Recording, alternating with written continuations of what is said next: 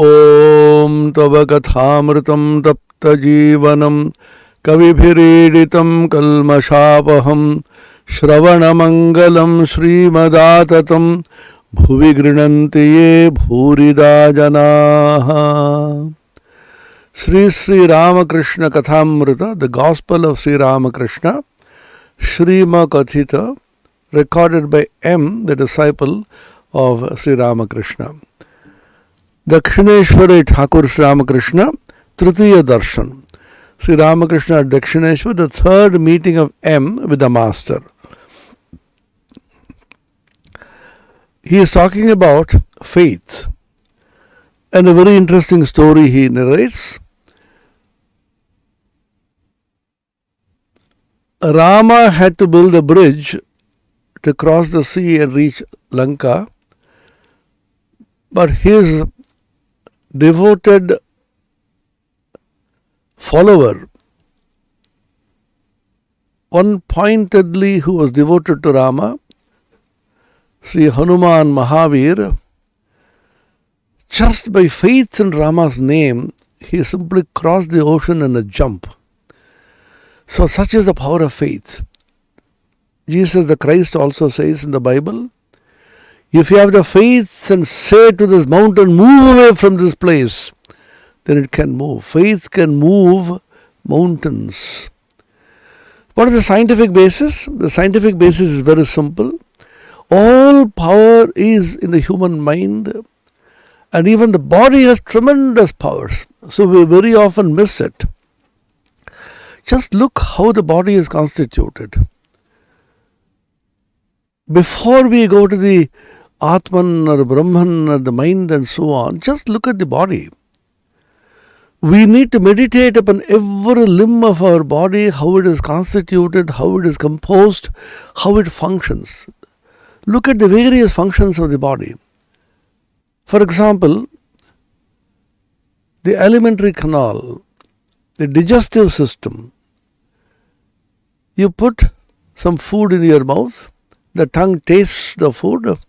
It is bitter, it is sour, it is sweet, it is nice, it is wonderful, it is so tasty and so on. Then it goes down the esophagus, the gullet, reaches your stomach. The moment it reaches your stomach, a big chemical reaction, a workshop as it were, is commissioned. So many digestive juices are secreted. Sometimes there are exothermic reactions where heat is generated, endothermic reactions where heat is reduced. It goes on and on and on, and the essence of the food is assimilated. The non-essence is rejected. Then it goes to the small intestine, the big intestine. The huge process, a workshop as it were. This is the alimentary system. You think of the nervous system, such a complicated neuron network, starting from the brain, which is the power center of these neurons, of which we know very little. Even the greatest neurophysiologists and the neuroscientists, they say, we do not know anything about the human brain, how it functions, except in bits and pieces. And it is said even the greatest geniuses like Einstein and Newton, even they used only a small percentage of the brain. We know now we have the hard disks in the desktop computer and in the laptop, the memory, and pen drive. Everybody has a pen drive in his pocket. Everybody has a data card in the Android phone. You ask a student, a boy or a girl, what is the capacity of your pen drive? It used to be 4 GB, 8 GB, now it is 28 GB, 108 GB. What is the memory of the human brain? How many billions and billions of GB we do not know. How it can store information, retrieve information just at will. You see somebody, you are that person. I saw you 25 years ago. You remember his name, you remember his character, remember everything about him, and it tries recovered. The neuron networking.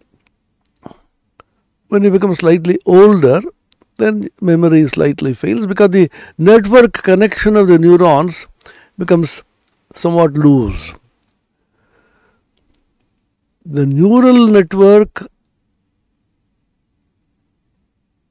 is a tremendous, most complex system, neurological system in the body. Then you have the heart. The heart keeps pumping, lup, tup, 72 times a minute. Beginning from the mother's womb, when this fetus is formed, till the end when you are cremated in the funeral pyre, non-stop, this heart keeps functioning.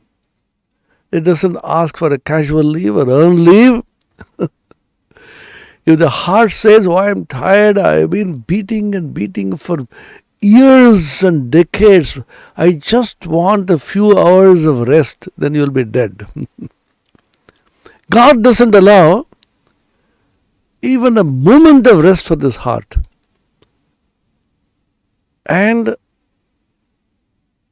the impure blood is purified by the oxygen, and the pure blood is pumped out through the arteries, and the entire body is filled with arteries and veins in which blood circulation takes place.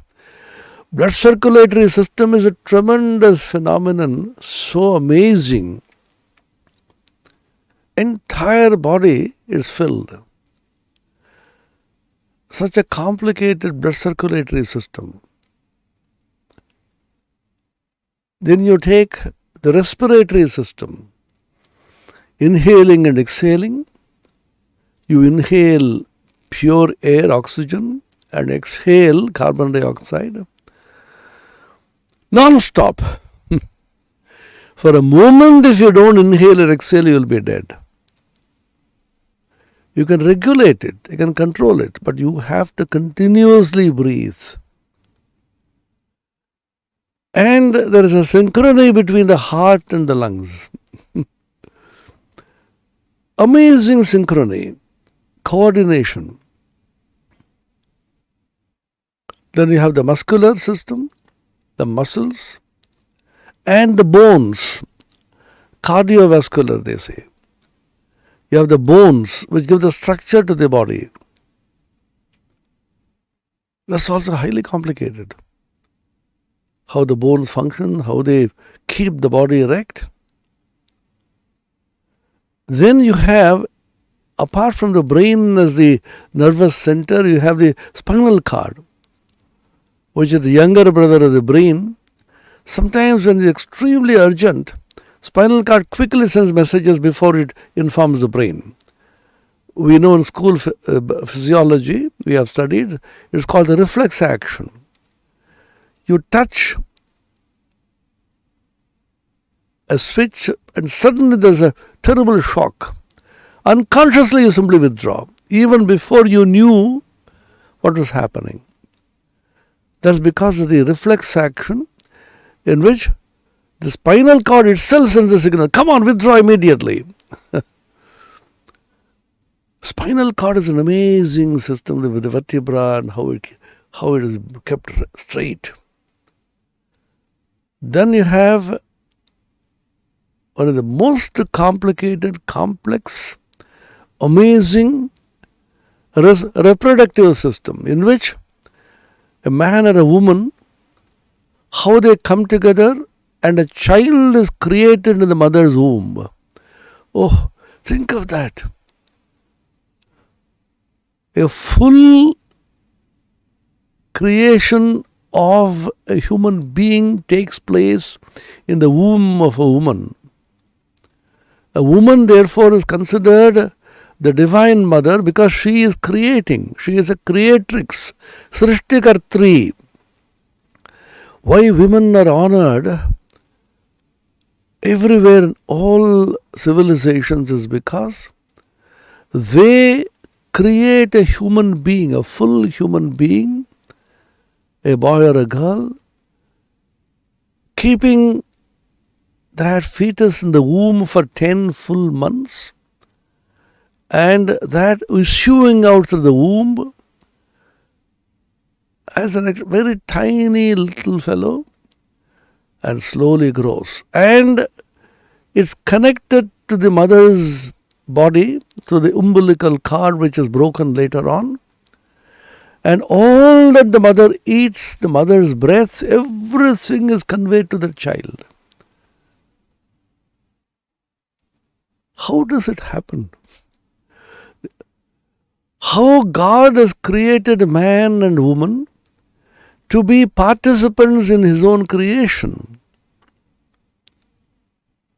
He is taking the help of a man or woman through marriage so that human beings can multiply and His creation can go on. Marriage is therefore considered in the Indian system, ancient Indian traditional sacred lore, as one of the most sacred acts of nature. Man and woman coming together through marriage. So many mantras are chanted, they are sanctified, and they take a vow that they shall, through the consummation of this marriage, produce children of very noble character. Extraordinary mantras. Unfortunately, we do not understand the meaning of most of them. If you go through the mantras, and every point the mantras are chanted. When the child is conceived in the womb, the first month, second month, third month, every month there are mantras, a Simanta ceremony is called. And the mother prays, meditates, thinks of God, lives a very pious, calm life.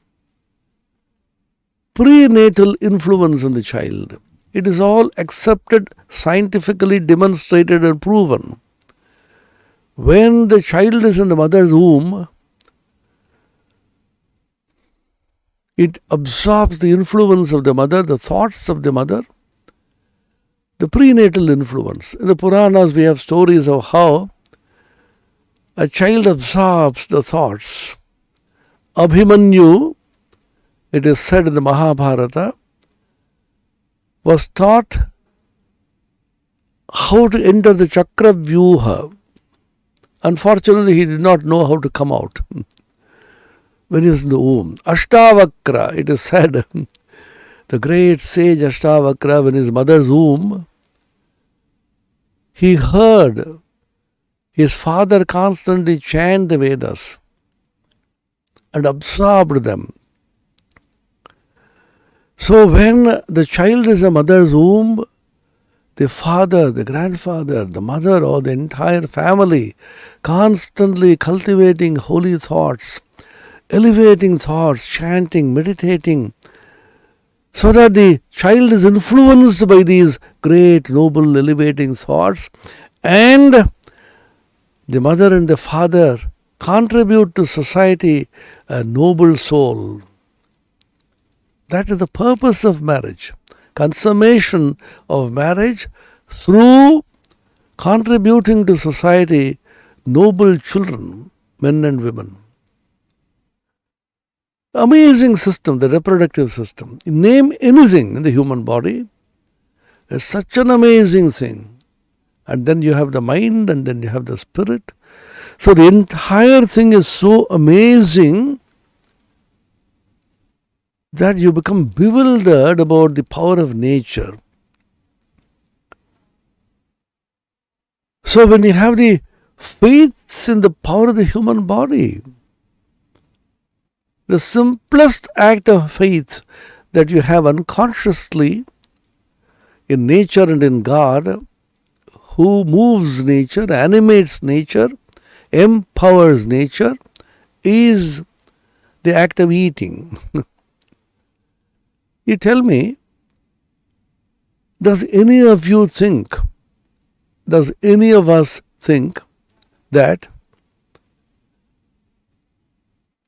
the food is not going to be digested when you eat? We happily, nonchalantly, carelessly keep on dumping food into our stomach, knowing full well that a mysterious force in the stomach will digest my food. So this is attributed to the power of God. It's called Vaishwanara. The Bhagavan says in the Gita, 15th chapter, Panchadashodhyaya, Aham Vaishwanaro Bhutva Praninam Dehamashritaha Pranapana Samayukta Pachamyannam Chaturvidham. With the help of Prana, Apana, Vyana, Udana, Samana, Pancha Prana, I remain as a Vaishwanara in your stomach and digest all the food that you eat. You have faith that your food will be digested. Has anybody checked now and then that his heart is pumping properly? Lungs are moving properly? Do you check? Suppose you say in the midst of a meeting, in the midst of a conference, wait, let me see whether my heart is pumping. Okay. People will call you mad. Which means if you disbelieve nature, if you have faith, do not have faith in nature, you are called mad. But unfortunately, our little idiocy, stupidity and arrogance says that if you have faith, you are mad. Rationality. What is your reason? Your reason is how the neurons function. Your reason will go to pieces when you become old, when you have dementia, when your brain fails to function. Don't be too arrogant about your reasons. Ramakrishna will come to this. You don't check whether your heart is functioning properly. You don't check whether the breath is moving. Now and then suppose, let me check whether my breath is moving. Yeah, it's okay. You don't say that. Why? Because you have unconsciously the deepest and the greatest faith in the human body's functioning. In your lungs, in your heart, your respiratory system, in the alimentary canal, you have complete faith in the functioning of the human body, which is the most precious gift that nature or God has given you. And man, unfortunately, spoils this body. You spoil your stomach by junk food and fast food, as if your stomach is a kind of a dustbin in which you throw all kinds of undigestible things, and your stomach is struggling to digest it, but still it succeeds. Then you become so ill, and then there's a purging, and then finally you say, oh, I am so much relieved. And nature says, my son, my child, my daughter, why did you fill the stomach with all kinds of undigestible fast food and junk food? I can't digest it properly. Anyway, you are my child. Don't do it again. Again and again and again, a human being makes this mistake. Infinitely kind nature pardons you at every point. Don't you realize this? And raise your heart in prayer and say, oh God, thanks for protecting me. Thank you for doing this to me. That is prayer, that is meditation, that is religion. Be aware how your body is functioning, your mind is functioning. Be grateful for every bit of the activities of the body and the mind which are happening unconsciously, naturally and happily functioning. When you are sitting, as I am doing now, Most of you may be sitting and listening. Do you know how the blood is going up against gravity? Once I asked the doctor, "Doctor, how is it?" Then he said, there are innumerable, countless microvalves attached to each of the veins, which will open one way and prevent the blood from coming down. The heart is pumping. The blood goes up, it can't come down because of hundreds of thousands of millions of microvalves. If half a dozen of them is damaged, then your feet will start swelling. When the blood begins to clot, thrombosis, then this happens.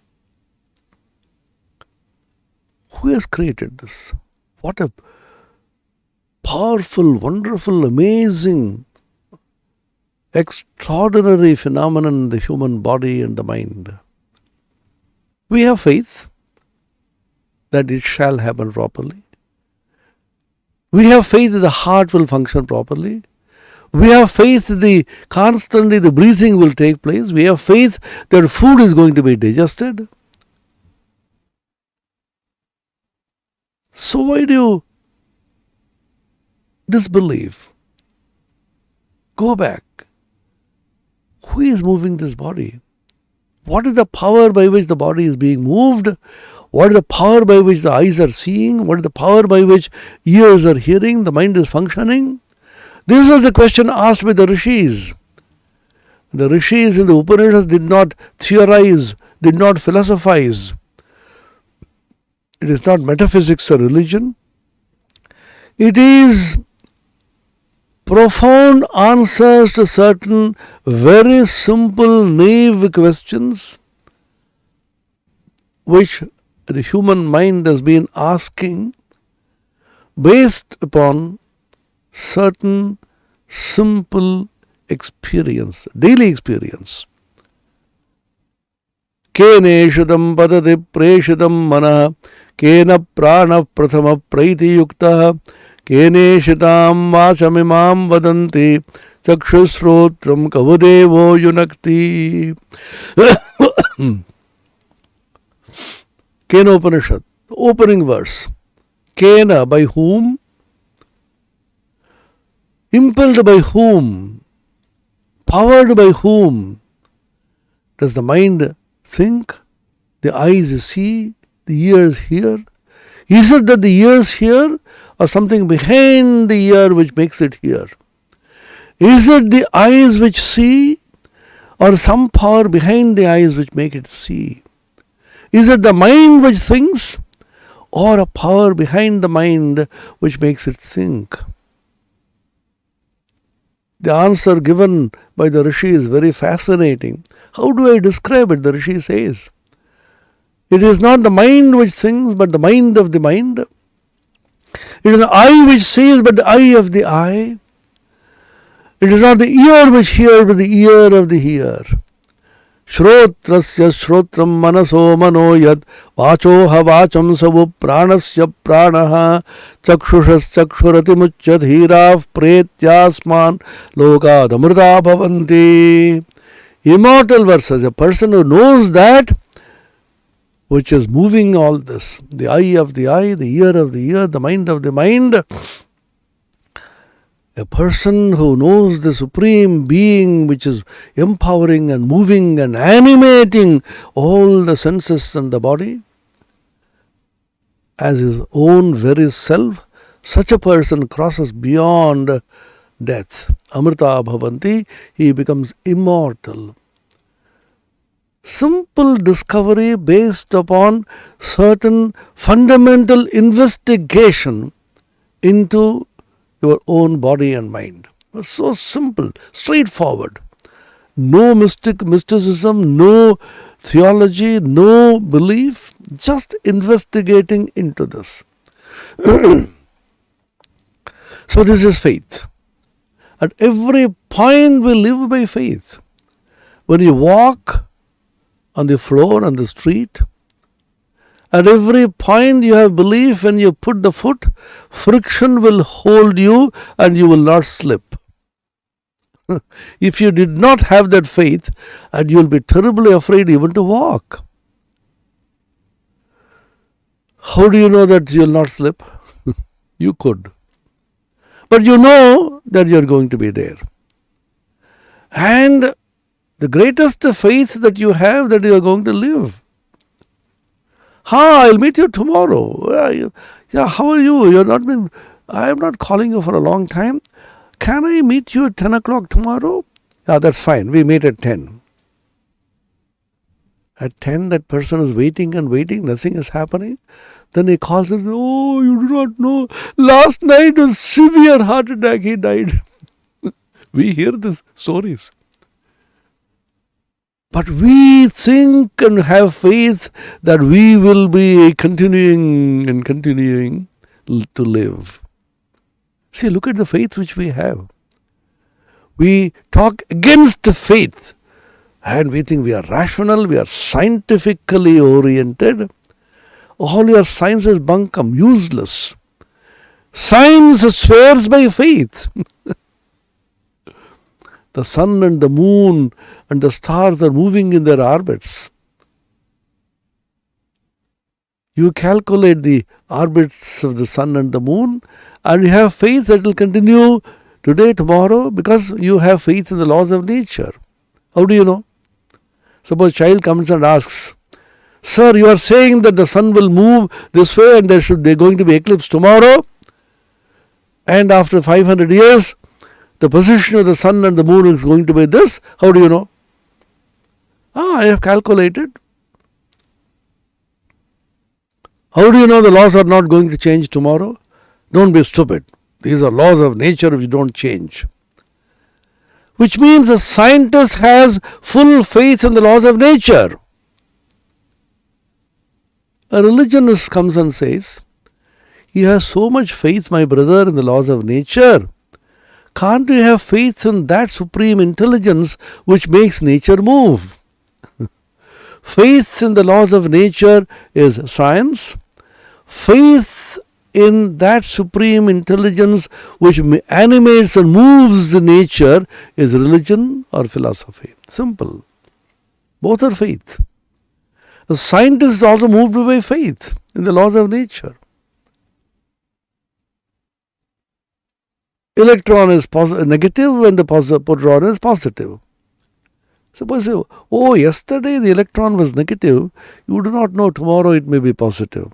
Just like the people changing the political parties. Yesterday he was in that party, he changed last night and now he is in this party. People may change.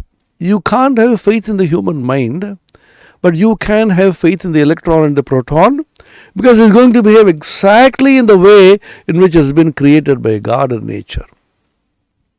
How do you believe this?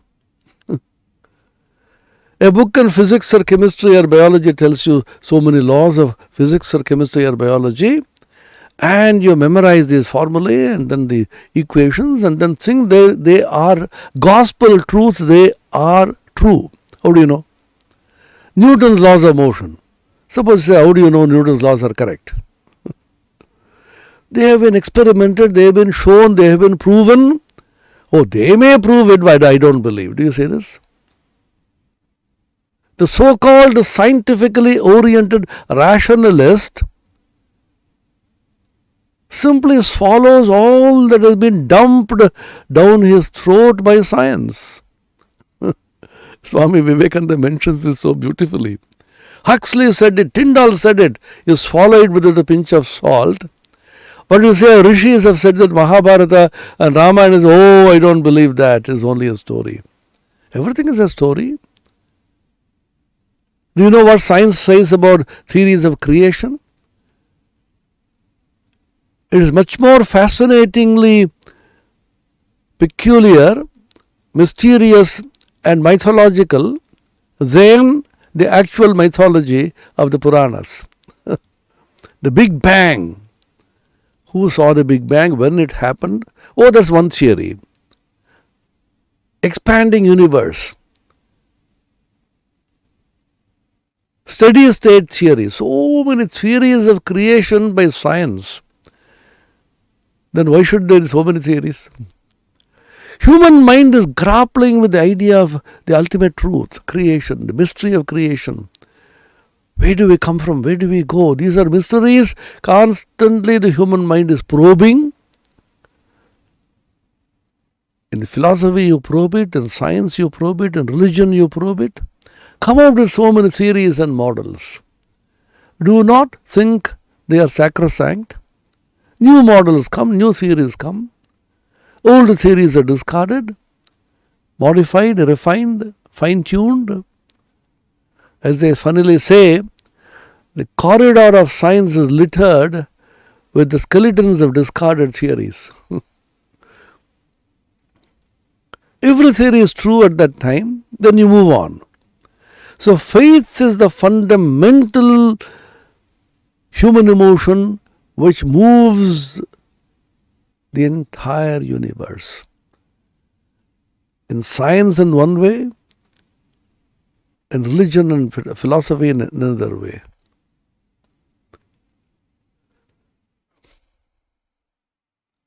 You have faith in your own body. You have faith in your own mind. Your mind is not going to change tomorrow. Are you sure? Every point you move by faith. So Sri Ramakrishna used to insist all the time, Vishwas, Vishwas, Vishwas, faith. Then he says, Jar Ishware Vishwas ache, she jidi Mahapatak kore, go Brahman Stri Hatya kore, tabu Bhagavane এই বিশ্বাসের বলে ভারী ভারী পাপ থেকে উদ্ধার হতে পারে. This is a message of great hope. If you have faith in God, faith in the Supreme Reality, on the compassion and the power of the Supreme Being to pardon you, forgive you all your sins, then you can be released from all the sins. सर्वधर्मान् परित्यज्य मामेकं शरणं व्रज अहं त्वा सर्वपापेभ्यो मोक्षयिष्यामि मा शुचः. The last chapter of the Bhagavad Gita, called the Charama Shloka, the supreme shloka, according to Ramanuja, the Bhagavan assures Arjuna, come surrender unto me, I shall release you from all sin, absolve you and protect you and liberate you. Christ said this. Come unto me, ye that are weary and heavy laden, and I will give thee rest. Sakrideva prapannaya tavasmi riyachate abhayam sarva bhutebhyo dadamyetad vratam mama. Ramachandra in the Ramayana says, anybody coming to me and saying even once I am yours, I protect him, I give him fearlessness. That is my vow, that is my vrata. So if you have faith in the Supreme Being and His compassion, even though you have committed some deadly sins because of purva samskaras, because of some mistake, because of the weakness of the flesh, which is common to everybody, and you say, সে যদি বলে আর আমি এমন কাজ করব না, তার কিছুতেই ভয় হয় না. And then you go and cry to God and say, God, I made a terrible mistake. My kama, my krodha, my lust, anger, lobha, greed, moha, delusion, mada, pride, matsarya, jealousy, these shada ripus, kama, krodha, lobha, moha, mada, matsarya, they completely possessed me and misguided me. These horrible demons which are within me, the asuras, they completely overpowered me, and I was in the clutches of these asuras. I made a terrible mistake. Oh Lord, please protect me. It's called Aparada Kshamapana Stotram. So many stotras of Shankara, the great Jnani, writing such wonderful devotional hymns. Kshantavyo me aparada Shiva Shiva Shiva Bho Sri Mahadeva Shambho Kshantavyo me aparada prakatita radane kamarupe karale Devyaparada Kshamapana Stotram Aparada Bhanjana Stotram Shiva Aparada Kshamapana Stotram Kshamapana Aparada, my mistakes, my faults, my sins, I ask forgiveness. Every moment we should ask forgiveness. What is the greatest aparadha? Vedanta says the greatest aparadha is the forgetfulness of your own real nature as the soul or the Atman, or in the Bhakti language, a child of God. I am a child of God. I am pure. I am holy. Because I belong to God, I am God's child. Or in the Bhakti language, the Jnana language, I am the Atman, I am the Nitya Shuddha Mukta Swarupa, I am ever pure, ever awakened, ever free being.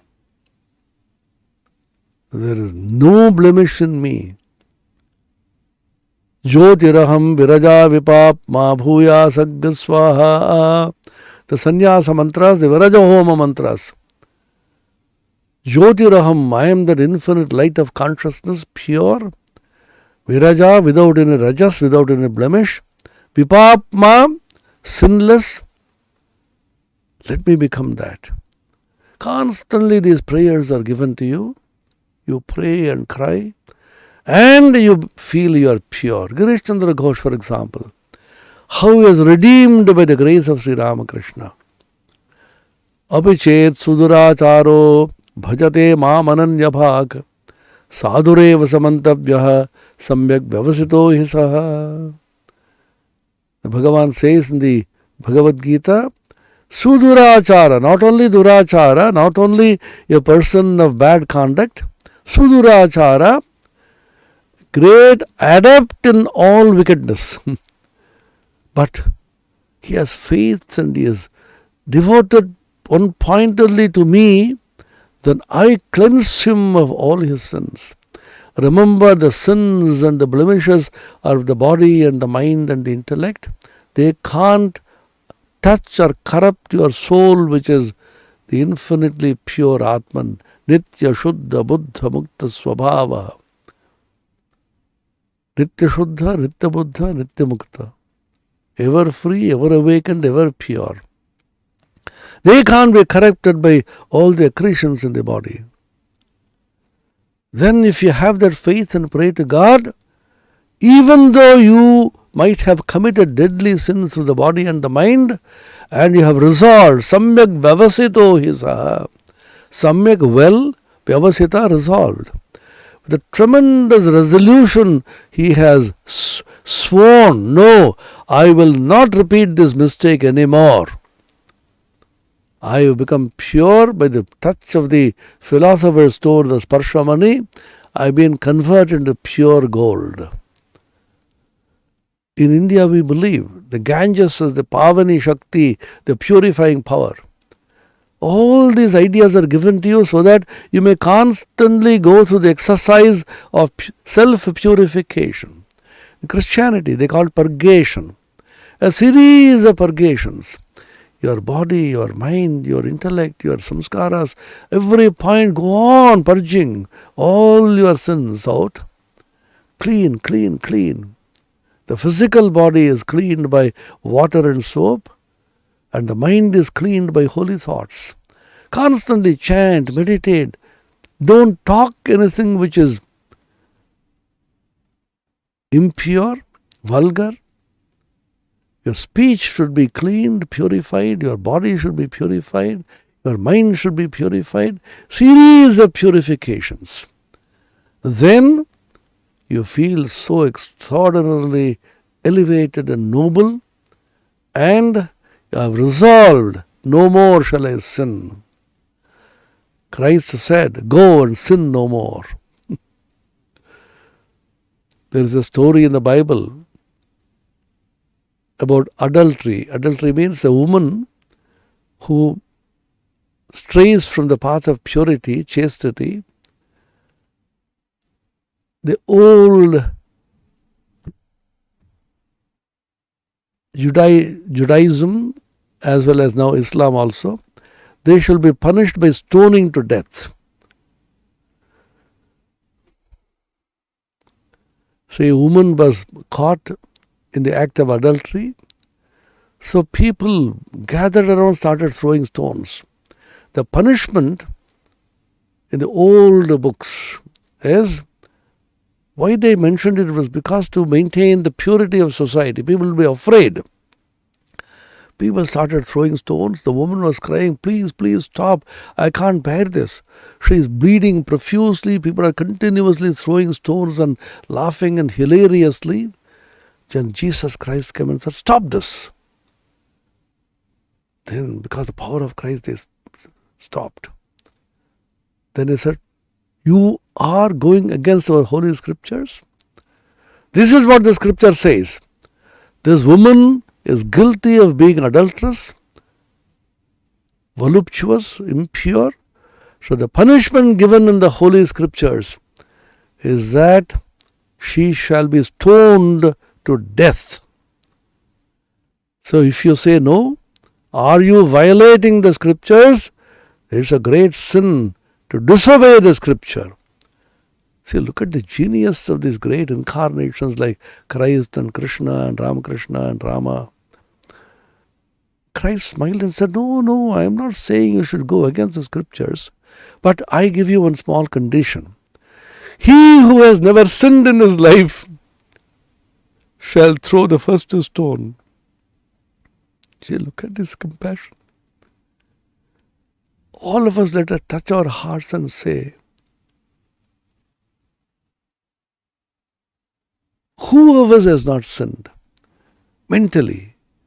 Those who may remain pure physically, sannyasins and great souls, they also have a past. As they say in English, every saint has a past and every sinner has a future. He who has not sinned at all, let that person throw the first stone. Everybody looked at one another. They dropped the stone and quickly walked away. The woman was crying profusely, bleeding. She fell at the feet of Christ and said, "Oh Lord, you have saved my life." Christ the compassionate, the merciful, he said, "My child, go and sin no more." And she was purified. Exactly the same thing Sri Ramakrishna, Christ came and spoke in a different language. Ramakrishna is coming and speaking in Bengali now in the Gospel. Sri Krishna came and spoke in Sanskrit in the Bhagavad Gita. The message is the same. भारी भारी पाप থেকে উদ্ধার হয়ে যায় ভগবানে বিশ্বাসের বলে, by the faith in God he shall be released, absolved of all sin. সে যদি বলে আর কখনো এই কাজ করব না, I shall not repeat it anymore, and কোনো ভয় হয় না, no fear at all, এই বলিয়া ঠাকুর গান ধরিলেন. In the gospel you will see, he immediately starts singing, he will go into samadhi and dance and create an atmosphere of holiness and purity in which the minds of all those who were there at that time is elevated. And we reading the book after 150 years are also elevated.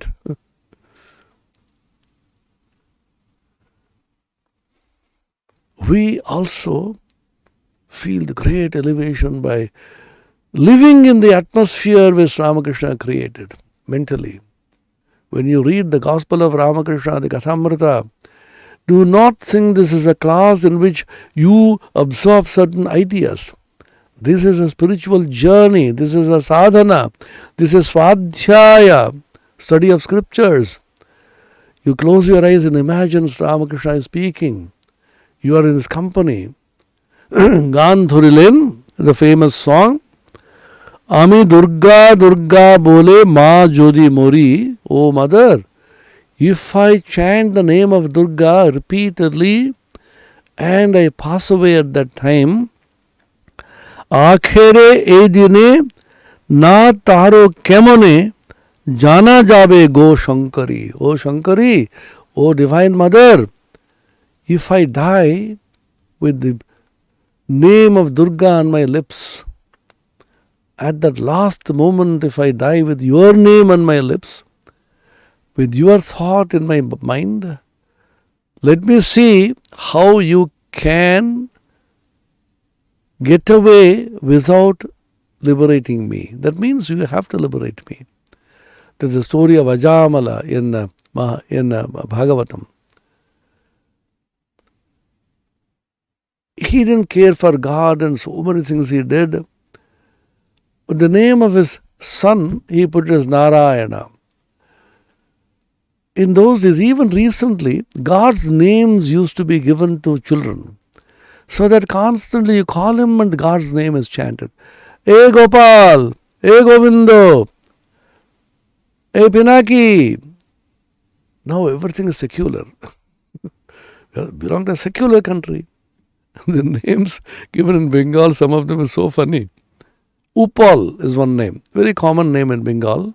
Upal means a stone. Following the Westerners. Westerners have stone, wood, tiger.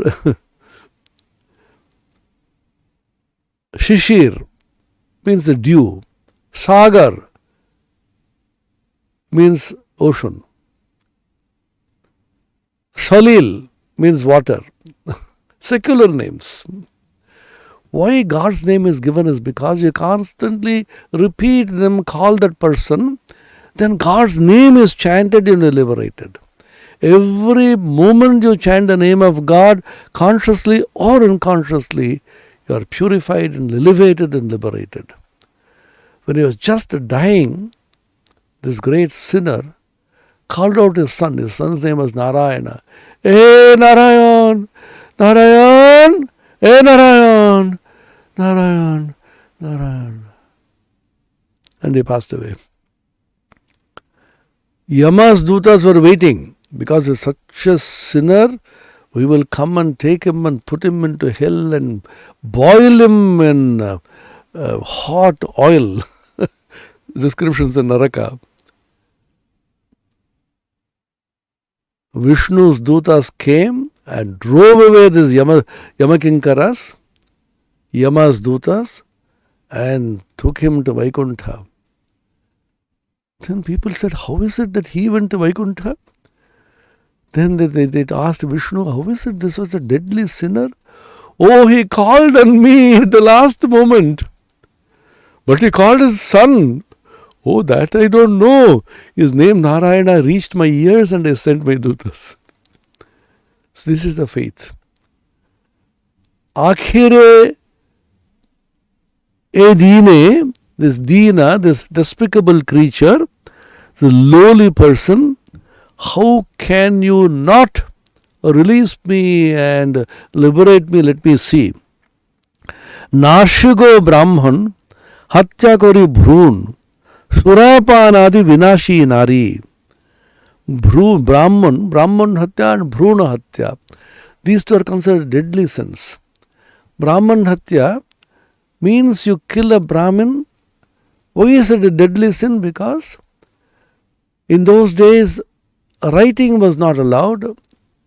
They didn't know. Everything was preserved through oral tradition, Shruti. And all the Vedas were continually chanted and remembered by generations of Brahmins. They used to allocate one portion of the Veda to one family. Yajushakha, one particular portion is given, Yajurveda. One portion of Yajurveda, this family will constantly repeat this portion, generation after generation. The grandfather will see the father will the son will grandson, and so on, so that that portion of the Veda is preserved by that family. So hundreds of such families coming together, entire Veda is preserved through oral tradition. Even now, after so much of invasion, because of invasion, particularly the Muslim invasion, how many Brahmins were simply massacred and killed, how much of knowledge were destroyed. If one Brahmin is killed, one portion of the Veda is completely destroyed. It is just like destroying a rare manuscript library. A rarest of the rare manuscripts, if that library is burnt, you lose everything. Now, that's why we are now digitalizing, so that the destruction is very less. Even then, they may be hacked. Now, hacking is a very common thing. When Khilji came and burnt the Nalanda Vishwavidyalaya's library, it is recorded in history that it burnt for 6 full months. Such was the rich collection there. How much of knowledge was destroyed? How many invasions, how much of vicissitudes, how many atrocities were perpetrated? Hindus, always liberal, calm, kind. Even now, we say, no, we will live together. Not they. Again we come up, as if from ashes, like Finns, like the mythological Finns, as they say. You come from the ashes again, and we survive. So if you kill a Brahmin, one portion of the Veda is destroyed. So killing of a Brahmin is a deadly sin.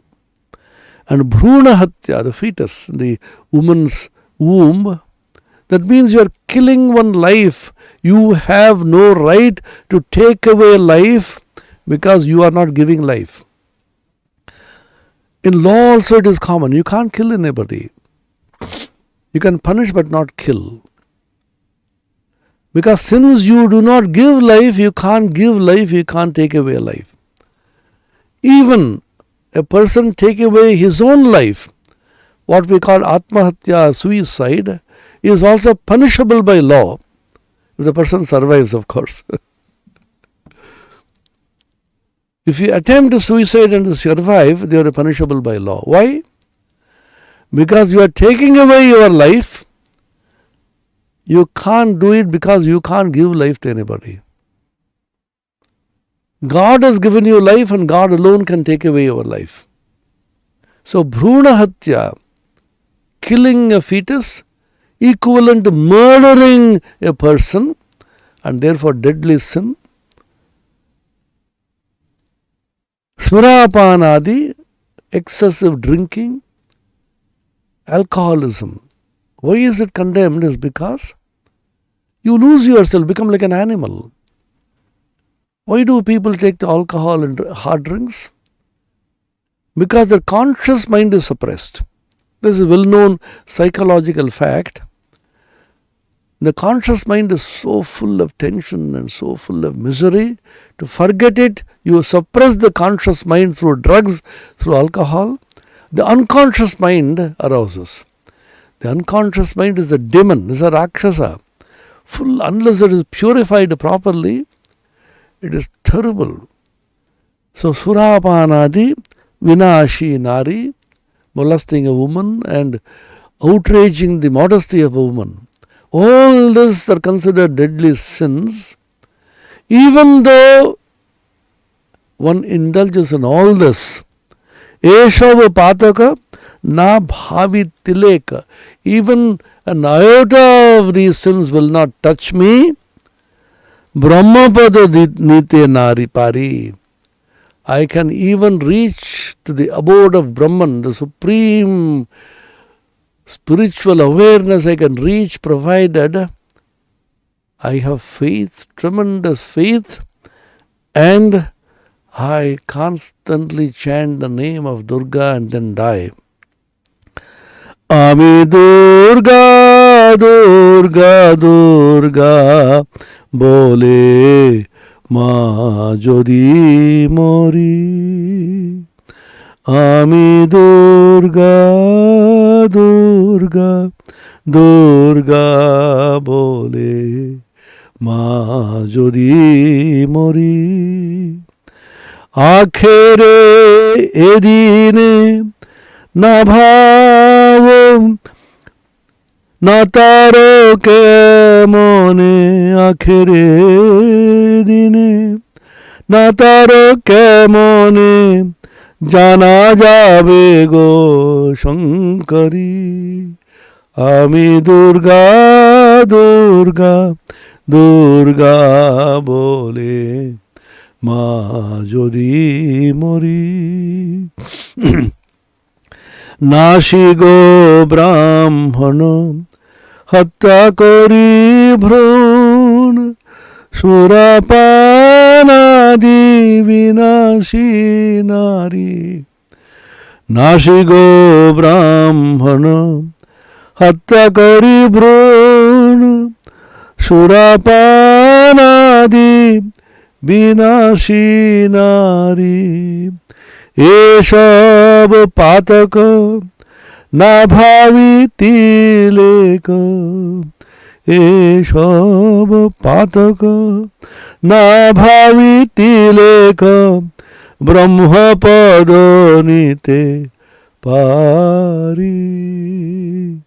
আমি দুর্গা দুর্গা দুর্গা বলে মা যদি মরি, আখেরে এদিনে না তার কেমনে, আখেরে এদিনে না তার কেমনে জানা যাবে গো শঙ্করী। আমি দুর্গা দুর্গা দুর্গা বলে মা যদি মরি, আমি দুর্গা দুর্গা দুর্গা বলে মা যদি মরি। Some of the songs in the Gospel of Ramakrishna, the Kathamrita, so elevating. If you just read only the songs and meditate on them and create the atmosphere within you that Ramakrishna is singing and dancing and meditating, elevating you, what a rich experience of spiritual elevation we will all get. So let us constantly read this, meditate on this, elevate our scriptures and imagine that we are in the company of Sri Ramakrishna. Ishvara Sannidhya, practice of the presence of God. Constantly practice the presence. You are in His presence. You are never away from His presence. May Sri Ramakrishna constantly be with us. Let us be in His presence, in His holy presence, sacred presence, and constantly live in an atmosphere of holiness and purity and elevated consciousness. Om Niranjanam Nityamanantarupam Bhaktanukampa Vigraham Vai Ishavataram Parameshamidyam Tam Ramakrishnam Shirasa Namamaha. Om Shanti Shanti Shanti. Harihi Om Tat Sat. Shri Ramakrishna Arpanamastu.